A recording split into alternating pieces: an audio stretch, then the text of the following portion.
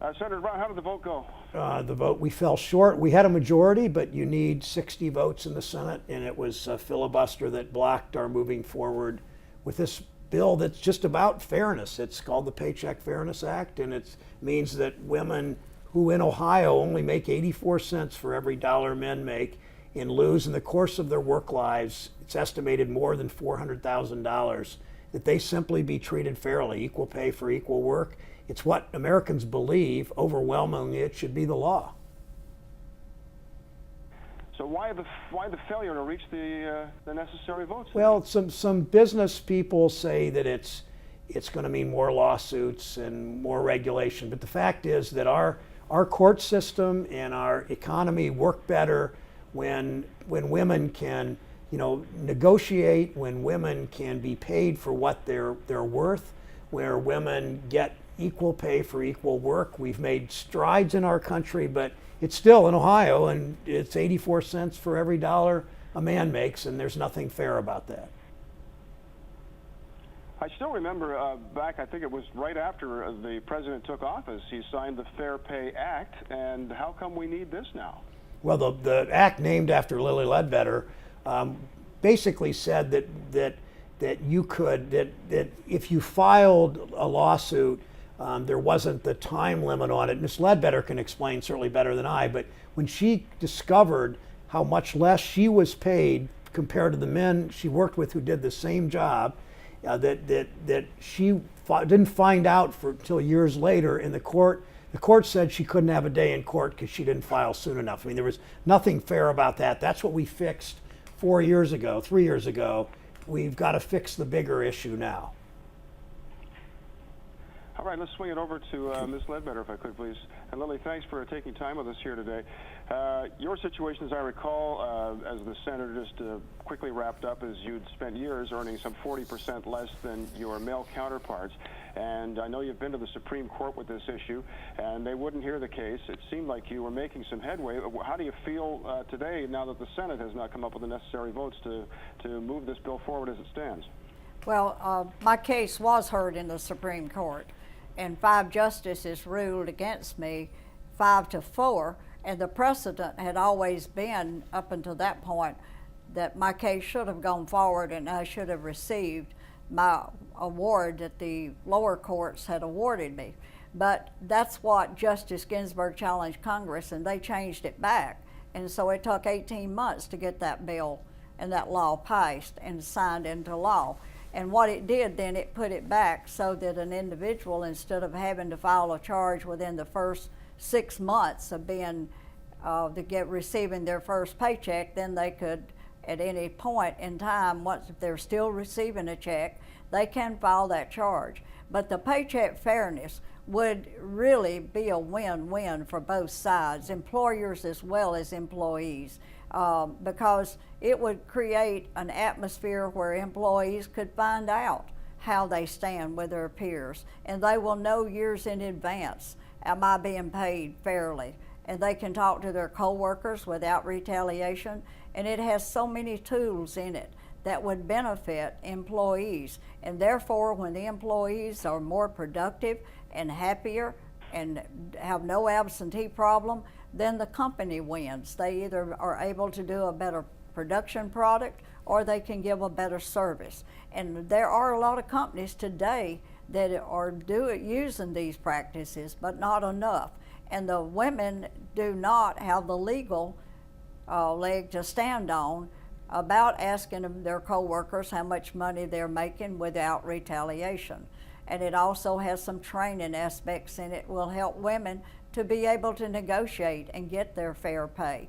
Because women, if they start out making less than they should, they can never catch up, because all raises are based a percentage of what you're already making, and they cannot afford to come up shortchanged. How do you feel given today's vote and the result? I'm really disturbed. I am so disappointed in the Senate, because this is a no-brainer. I mean, you know, this is not for the Republicans. It's not for the Democrats. It's for everybody. It's for the strength of this nation. Because if the women, and in a lot of cases, they're the sole breadwinner of the family.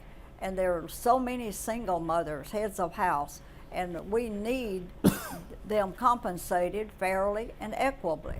We're not giving away anything. We just want them to get what they're legally entitled to.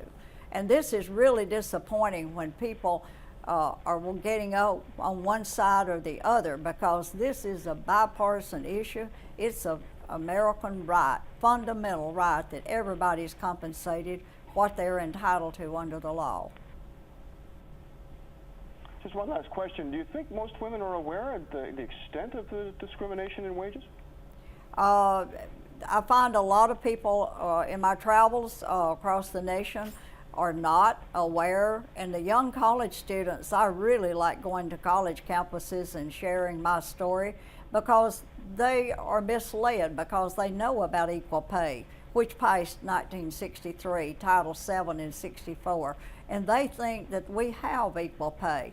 And when I share my story and talk about when they get out of college, they want to negotiate their salaries, and there are companies out there who have wonderful benefits for women employees, and they also compensate women. They go out and recruit women. I've had this past year the opportunity to be invited to share my story in a lot of corporations that are major employers to go in and talk to their young women. And I'm the one who sued a corporation. I'm always impressed with that. But the reason is those corporations and employers are trying to do the right thing, and then a lot of them have already had it in practice for a while, and they tell me how successful they've been having put that in place. But so many women across this nation do not realize how far behind they really are.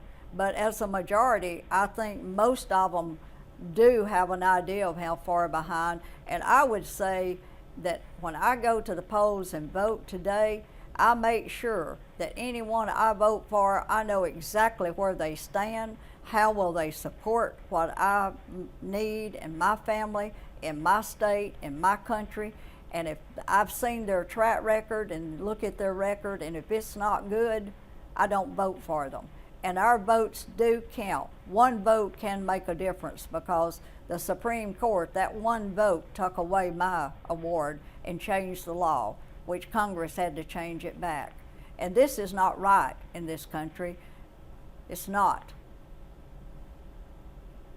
Well, I do appreciate you speaking so candidly with us, and thank you again to Senator Brown as well for being with us here today. What comes next for you, Senator Brown? What comes next as far as the vote? Well, we're going to keep trying. We're not going to give up easily in this. And one thing Ms. Ledbetter said that I think's really key is that she said women can't catch up. If women are paid in Ohio 84 cents on the dollar that what men are making, over the course of the employment, once she retires, she gets a lesser pension, less 401k, and a lower Social Security check, because it's based on wages.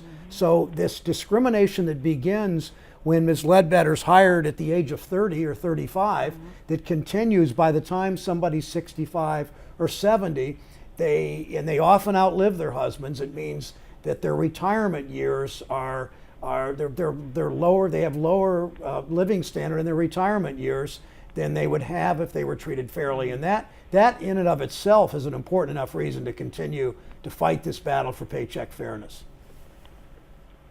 Fair enough. Well, thank you. We're going to lose our satellite window again. Thanks. Both of you. We appreciate you taking the time with us today. Thanks very much, Bob. Thank you so See ya. much.